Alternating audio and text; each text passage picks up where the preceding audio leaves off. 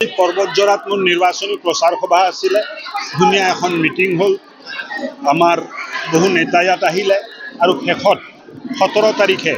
माननीय मुख्यमंत्री डांगरिया ইয়াত ৰেলী কৰিব আৰু মই ভাবো যে এক ভাল পৰিৱেশ নিৰ্মাণ হৈছে বিটিআৰ অঞ্চলত এইবাৰ বিটিআৰত আমি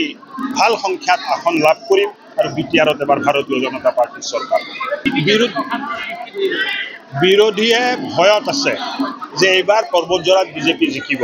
এই কাৰণে বিৰোধীয়ে ঘটনাবোৰ ঘটাই আছে আমি খুব ভাল পাইছো যে বিৰোধী ইমান ভয়ত আহিছে যে আমাৰ কাৰ্যালয় জ্বলাবলৈ তেখেতসকল আগবাঢ়ি আহিল আমি सबका साथ सबका विश्वास এই কথাত বিশ্বাস কৰো আঁচনি দিয়াৰ সময়ত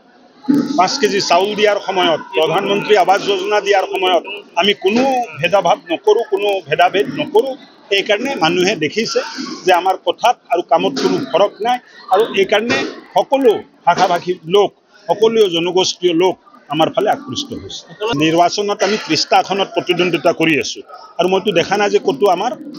প্ৰদৰ্শনটো বেয়া হৈ আছে আনকি पर्वतजरातो আমি খুব ভাল আশা কৰি আছো নিৰ্বাচনত আমি 30টা আসনত প্ৰতিদ্বন্দ্বিতা কৰি আছো আৰু মইতো দেখা নাই যে কতো আমাৰ প্ৰদৰ্শনটো বেয়া হৈ আছে আনকি पर्वतजरातो আমি খুব ভাল আশা কৰি আছো আৰু पर्वतजरा যদি আমি ভাল আশা কৰি আছো বুলি যদি ভাবে তেতিয়া ভাবি লওক যে বিজেপি কিমান ডাঙৰ এটা জয়ৰ ফালে আগবাঢ়ি আছে।